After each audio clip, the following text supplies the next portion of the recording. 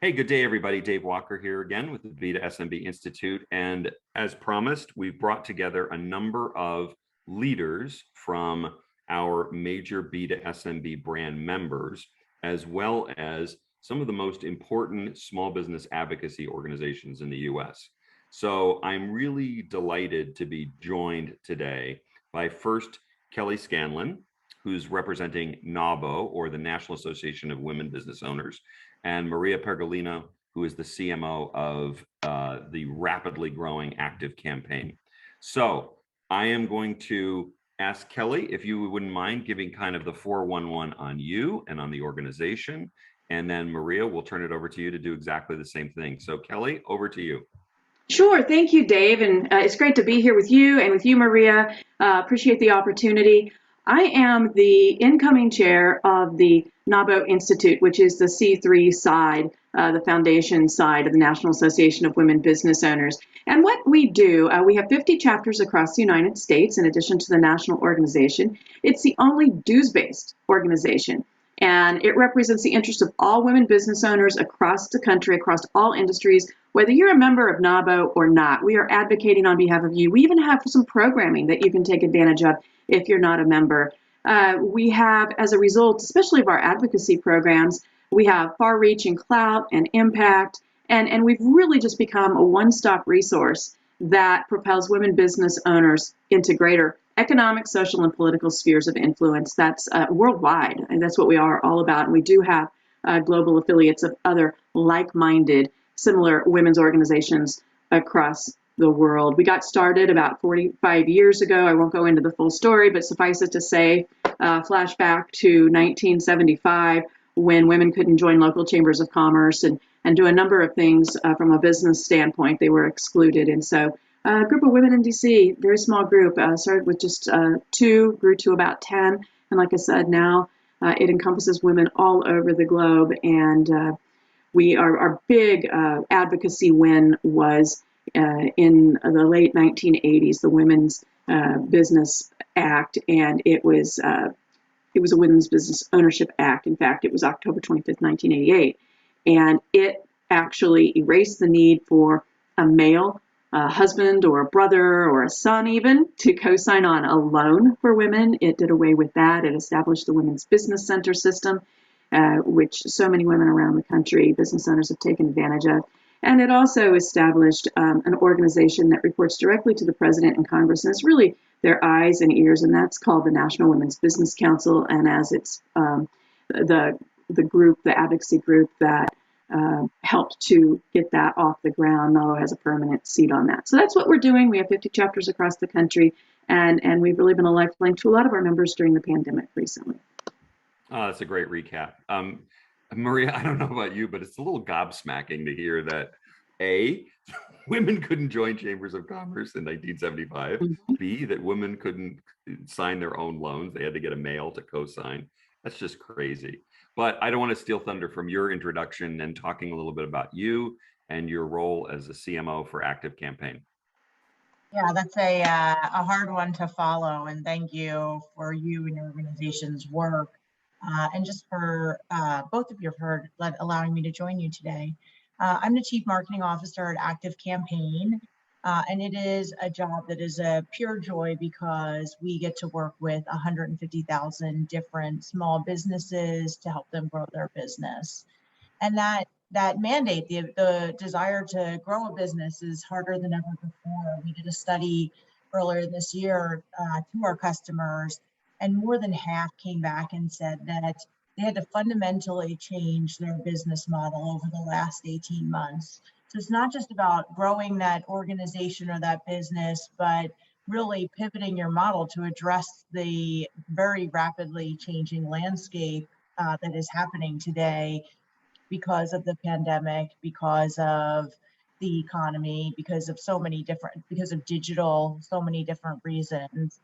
We represent brands in 170 different countries, and over half our customers are outside the US. So it gives us a really interesting view across organizations, as well as partner with well over 6,000 companies and that help us deliver and integrate with our platform. And so It's just, I don't know, I'll be a little bit just, you know, excited. It's just a cool job to get to help all of these businesses.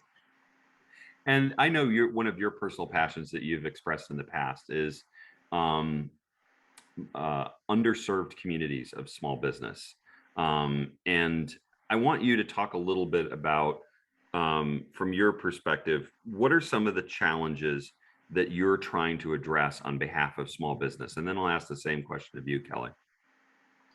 You know, it's interesting, even when we say underserved businesses, or think about making sure that we're buying sustainable, whatever the causes are that we are aligning to that's helping us drive our purchases. I think in addition to that, we are all attracted to a more human relationship, and so we buy bespoke or craft, or all the different words that we look for, maker, small batch, all of these things that let us know that a product is coming from our communities. Local would be, another term that we look for.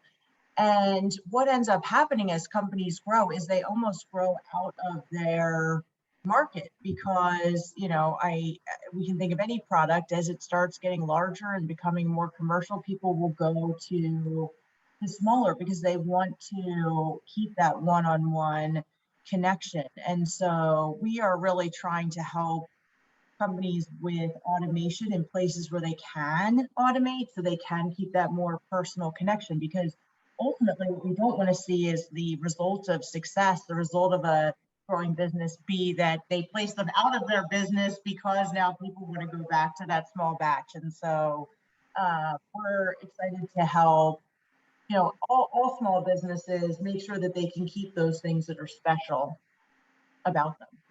That's a great answer. Kelly, you're welcome to build on that, or to talk more specifically about some of the unique challenges that NAWBO helps its members address.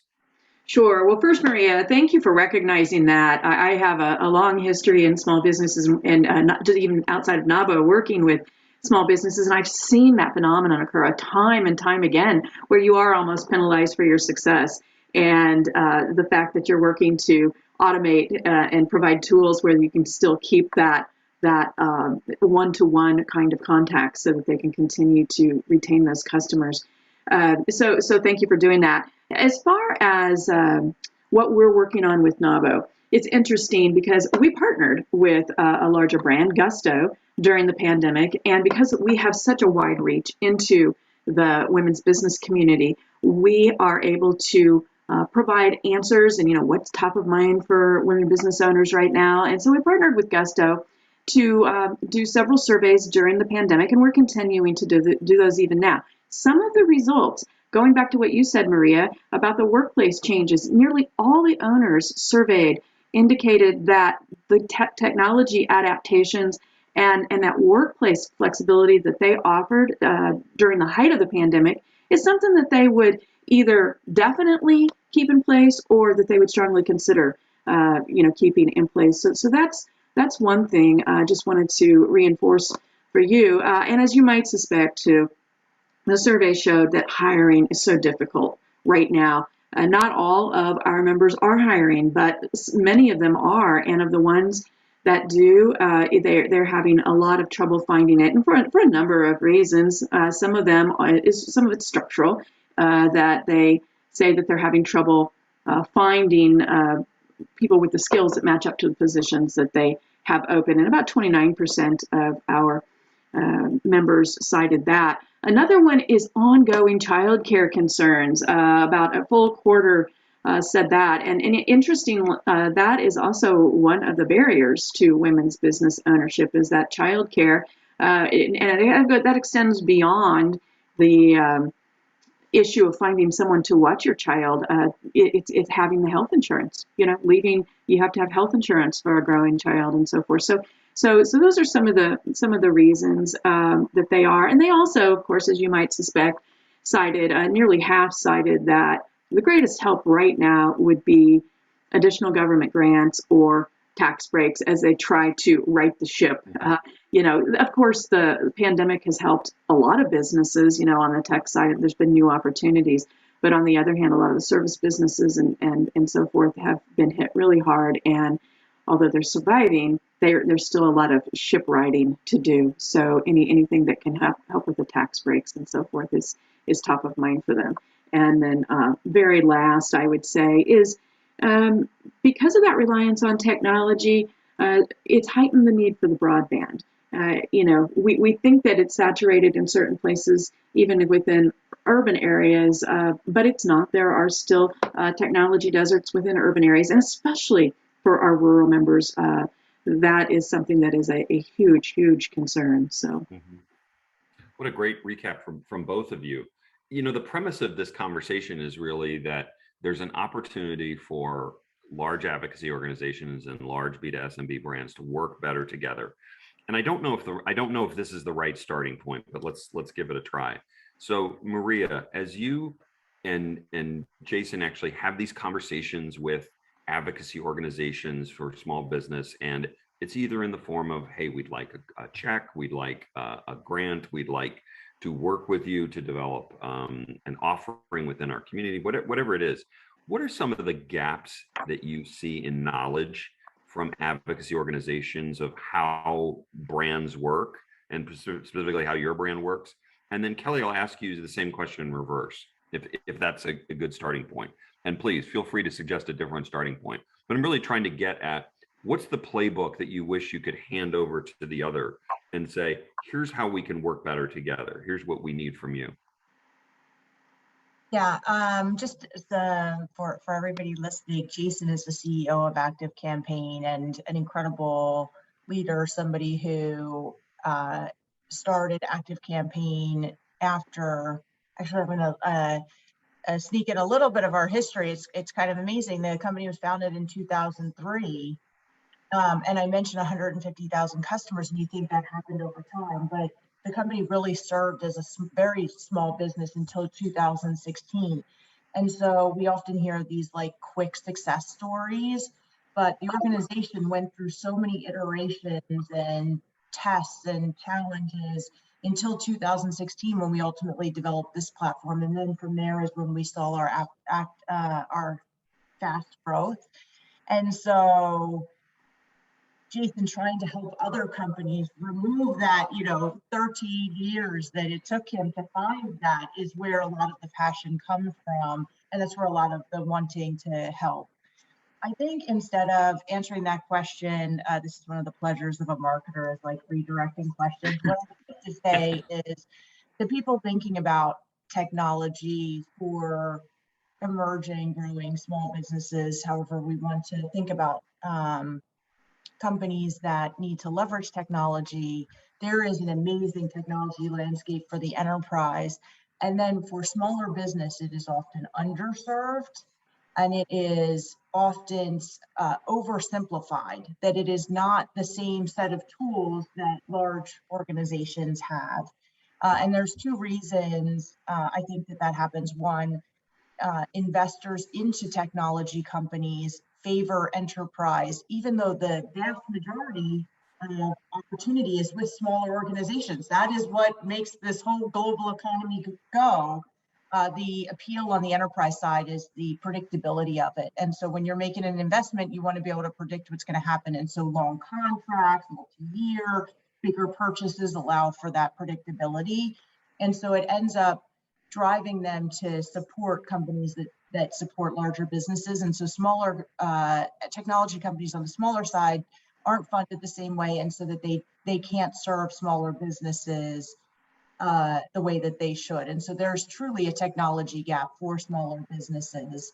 But the other thing that happens is just a lack of understanding of growing or smaller businesses, where it is such a simple set of tools that is provided, that there's this belief that that smaller businesses don't need the complexity or can't handle the complexity.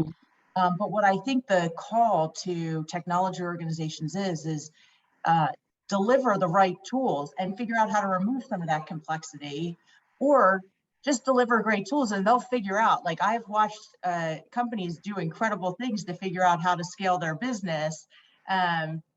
giving a tool set that's never going to put them at parity with larger organizations, not going to serve any small business well.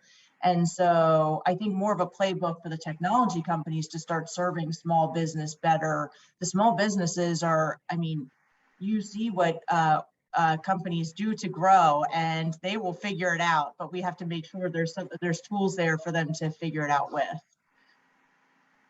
I love you because you always reframe the question. But that was actually a great answer. Kelly, you can either build on that, or you can kind of go back to the question of, are there things that as you encounter large brands and you're pitching them, whatever, whether it's in a partnership or whether it's a grant or whatever, are there gaps that you see in what they know about you or what they assume about you? Yeah, first, just to piggyback off of what Maria just said, I appreciate the fact that you're thinking more broadly like that, and that you're thinking of ways to work with small business advocacy organizations and their members to create tools so that they can expand with you, grow with you as they grow. Because I'll tell you, small business owners, they're some of the most loyal people you're ever going to find. If you start out with them when they're small and you form that good relationship, I mean, having been a small business owner myself, I'm going to stick with you because I'm so great. I'm so grateful that you partnered with me early on and recognized the value in that partnership. So I think that's very wise to adopt that kind of strategy. But I also want to go back to, Dave, you were talking about, other than writing checks or putting a logo on some material, all of that is important, obviously, and I would never deny that it isn't. So what I would say is let's think about ways that we can work together even more tightly, so that it's a win-win in terms of programming in particular is what I'm thinking about. Because if the brands can help the advocacy organizations fund and develop programs that are going to make the advocacy organizations' members stronger and better business people, well, then the brands are going to have better customers. And if they're into contracting, they're going to have better contractors to help them do their own work. And so those kinds of programs are incredibly important. And many brands, larger brands, are now starting to see the value of that. For example, NAWBO has partnered with AARP, and they provide, in association with NAWBO, 12 scholarships each year to our annual conference where there are programming and educational opportunities. And then last year, they also did 6 additional scholarships that included virtual exhibit booths to the women business owners of color who are ages 55 and older, so that they could create, additional visibility and so forth for their products and services. We also have, in conjunction with ARP or AARP, we also have an education and roundtable discussion series with 40 early stage women business owners of color and who've been in business for over 6 months. And that includes a 1-year NAWBO membership. So there's all kinds of different programs like that. We have developed a program with Wells Fargo with women who are, it's a startup program, actually. It's women who are exiting the workforce in rural regions. They're marginalized, socioeconomic communities as well. And it's the Open for Business grant program, and the workshop series next year is going to include 2 6-month cohorts for those underrepresented women who are exploring the possibility of entrepreneurship. So again, all coming back to creating stronger business people, stronger businesses. It helps the smaller businesses, and then it also helps the brands because they have better customers and they have better business partners in the community. Great answer. Maria, I saw you nodding your head.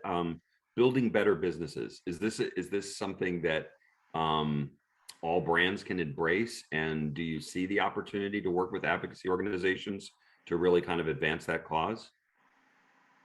Yeah, and it is, you just heard Kelly's example with, and hopefully I get it right, it was an AARP. Mm-hmm. This is not, this benefits them too, right? It is a great branding opportunity. It is, this isn't just helping, it makes financial sense for the brands. And so if you're going to, like in that case, would you rather put your dollars into a TV ad Or would you rather they take those same dollars, put it into scholarships, and likely get the same benefit? And so looking for that win-win is something that I think all brands should be thinking about.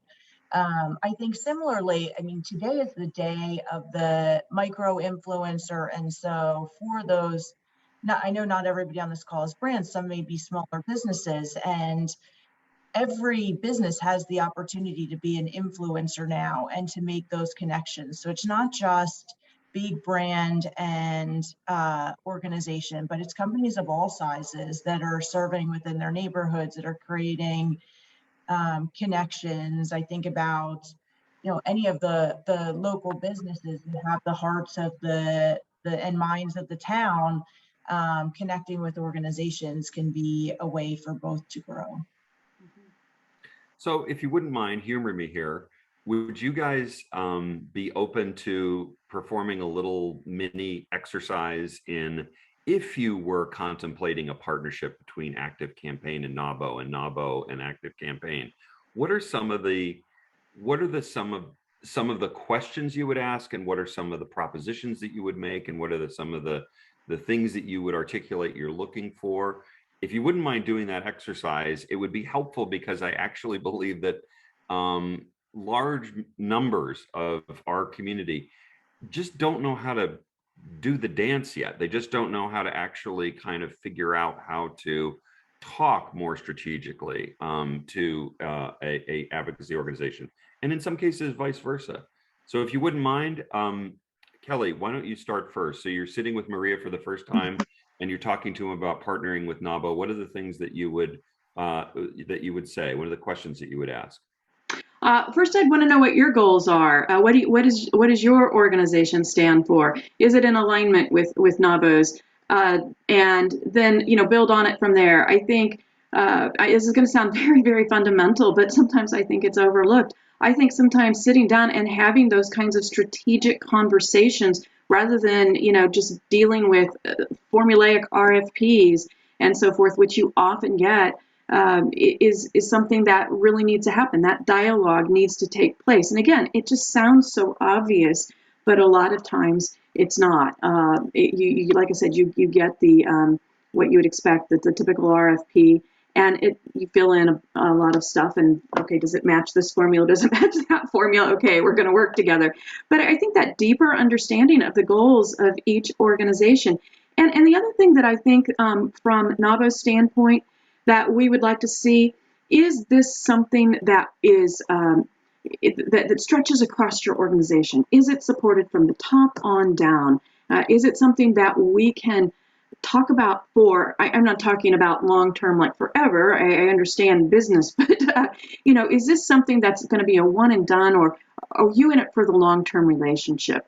I think is another important question to ask. One other thing that we sometimes see is that, and we have very, very good relationships with the larger brands. I'm not meaning to imply that, but when you talk about what are some of the things that can ensure that those relationships are good, you have to ask certain questions. And, sometimes, to their credit, brands realize that you need to have these relationships with the smaller businesses. It's good for business all the way around.